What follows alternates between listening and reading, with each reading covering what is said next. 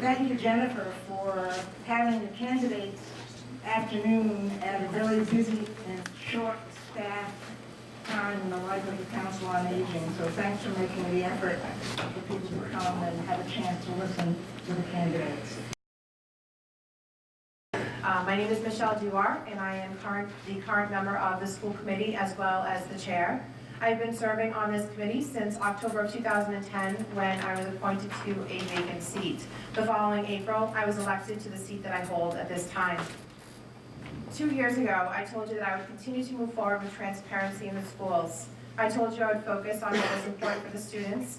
I told you that I would work to decrease class sizes. I told you that I would continue to do what I could to create a bridge between the town and the schools. I have kept my word. On transparency, our entire budget is available online, as well as all school committee meetings, agendas, and minutes, and we understand they are hard to hear, and we are working on that. We have a video of meetings accessible from our website, and this past September, the school committee also went paperless, ending bi-weekly deliveries of agenda packets to our homes. In this time of fiscal changes, we have all been forced to tighten our belts and be financially responsible, with decreases and elimination of federal and state funding being decisive and fair is more crucial than ever. We have been faced with many challenges over the past 2 years and have had to make very difficult decisions. Only 2 short months after my election, we learned about the PCBs at the middle school. The following year, we worked with a level funded budget, cutting into $675,000 of needs. These were not easy decisions. We agonized over our options, ultimately focusing on what would be the least disruptive to the classrooms, putting the children's educational needs first. Even through these adversities, we have many positive things happening over the past 2 years. With sound fiscal management, we have been able to decrease class sizes. We have added much needed technology, giving our students the tools necessary to become college and career ready. We have updated textbooks. 2 years ago, we had textbooks that were more than 30 years old. I am proud to say that we have maintained our programs and even grown some. In fact, we have a thriving band, chorus, and drama program at the elementary and middle schools, and our athletic programs are competitive year after year. Working together with the Ed Foundation, we have added 4 additional advanced placement prep classes and SAT prep classes at the high school, a fantastic opportunity that has prepared our students for experiences beyond high school. We have used innovative ideas in the classrooms, adding online classes at the high school and online learning tools at the other 3 schools, providing additional learning opportunities and creative opportunities for our students. Moving forward, I am prepared to continue to provide the leadership necessary to improve our schools, providing our students with an education that will propel them into becoming our future leaders. I bring the knowledge and experience necessary to provide a smooth transition. And having been through 3 budget cycles, I have a working knowledge of the school budget and the process, and am prepared to make the tough decisions when necessary, as I have had to make them already. I plan to use my knowledge of the issues at the middle school to work together with the town on creating a solution that provides a safe education for our children and balances the needs of the town. I was born and raised in Westport. I have a vested interest and I am committed. My father was an educator at the Westport High School, and I am proud to be an alumni of this district. I have 3 children in the schools, a 1st grader, an 8th grader, and a 12th grader who will be graduating this year.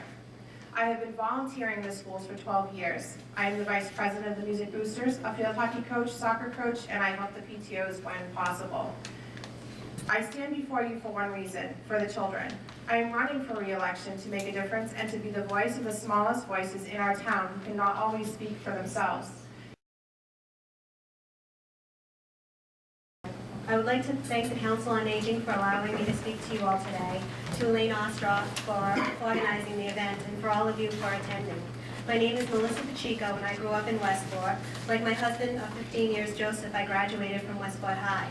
I have a 7-year-old in the 1st grade at the elementary school and a daughter who passed away in 2002. I have earned my bachelor's degree in accounting and a master's of business administration from UMass Dartmouth. I also work at UMass Dartmouth and have so for over 16 years. I am an active volunteer with multiple organizations, including the Westport Schools, and I am here today because of all of my life's experiences, both personal and professional. I am a caring advocate who values education. I believe that everyone's voice is important and should be heard, but in addition to sincerely caring for all of our children, I have a vested interest and having a vested interest in the schools, I believe that my background in education can provide value that is needed to our school committee. I wanted to approach today as a job interview. So I went online, looked at the Department of Education website, and looked at what the school committee's duties are. It's specifically defined on the Department of Education's website, and it states as follows. The school committee has oversight of and responsibility for the school system, sets the direction in which the school system must go, and establishes criteria to determine if its goals and policies are being met. This means that as a school committee, we must set a clear vision and detailed goals for our schools, including administration and the committee itself.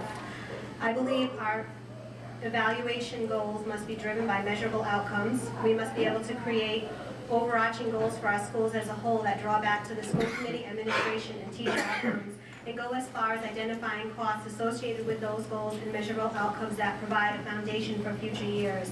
We need to be able to utilize this year's goals as measuring sticks that can provide information on how we're doing as a school district and what we need to do better. Our goals should not be merely duties, but they should be used as ways to improve future outcomes. It is important to note that the Department of Education states that while day-to-day operations are up to the superintendent, the board must be responsive to the community it serves. And I want to repeat that because I think it's worthy. The board must be responsive to the community it serves. The board is a legislative body that develops, evaluates, and oversees education policies, and that teamwork is essential. I believe that my experience in project management, proposal development, report writing, and negotiations provide a background that will prove to be an asset in these areas. I clearly understand the evaluation process and believe if we use goals correctly, we could utilize evaluations as tools to grow, to document success and showcase that success and improve in areas of needs. We also need to develop goals and evaluations for our school committee to assist in improving school committee meetings, team dynamics, and outcomes. Secondly, the Department of Education also states that school committee reviews and approves budget for public education in the district. Most people in town understand that budget is an important aspect of our schools and funding is very limited. Our students require a quality education that not only meets core standard, but allows them to be competitive as they apply for secondary education. Whether that be a college, university, or technical school, working in workforce development, I see firsthand how individuals who are unemployed who only have a high school diploma find it very difficult to attain sustainable living for them and their family. Today, I think it's imperative that our students be educated so that they can seek additional education, whether that be technical or at a university setting. We must strive to provide top-notch education that includes core education requirements, technical skills, and programs that create a well-rounded student, all on a limited budget. We need to develop a plan that seeks additional resources for programming, look for ways to collaborate with other districts, and identify best practices that can be replicated for low or no cost. I believe we need to have a transparent budget that everybody can understand and relate to, a budget that is tied to goals and objectives, that includes expenses regardless of funding, and that we must seek to utilize all funding options and resources that are available to us. I believe that my experience in financing and budget, fundraising, and grants will assist in this area. By painting a transparent picture of our budgetary needs, we also need to do this in order to regain the confidence of our town. In conclusion, there are a number of priority areas for our school. Quality education, budget, health and safety of our students are some of the areas I feel are of great importance. Please contact me at 508-971-0773 if you have further questions, or on Facebook, Melissa Pacheco School Committee. You will see I do not hold an alliance to a specific group or individual, but the schools as a whole. I believe my drive and determination and sincerity will be an asset to the school committee. I hope you will consider Melissa Pacheco at the polls on April 9th. Thank you. Good afternoon. My name is Nancy Rio. I'd like to first thank the Council on Aging for sponsoring this event and for all of you for attending today.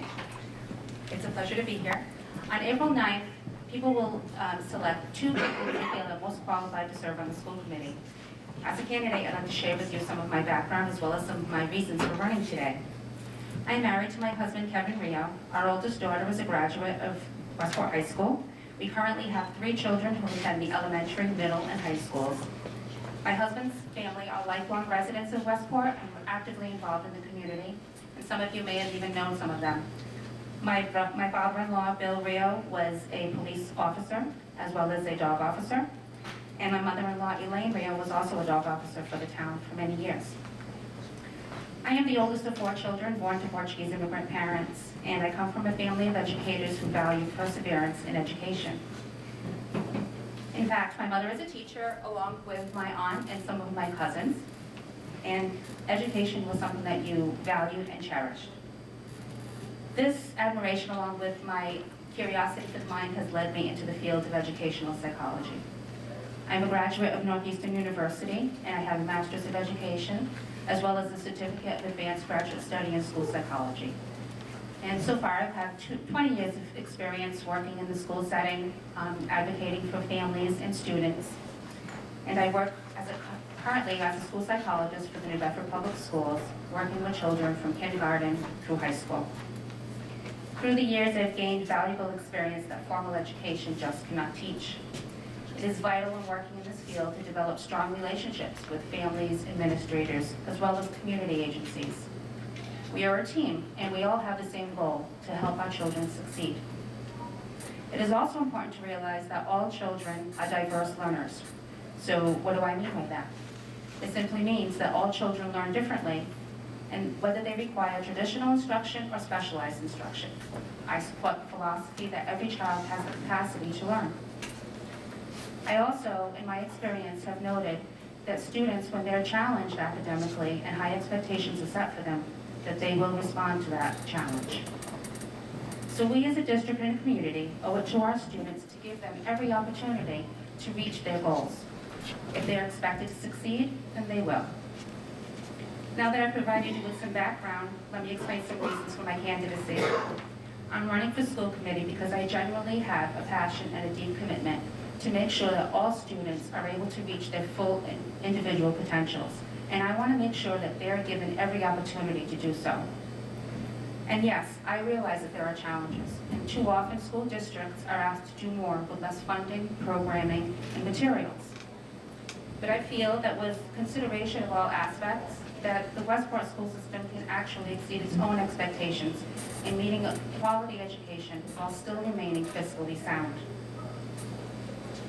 My experience in the education and mental health fields, as well as my community involvement, have also taught me that effective decisions are not likely without the input of all parties.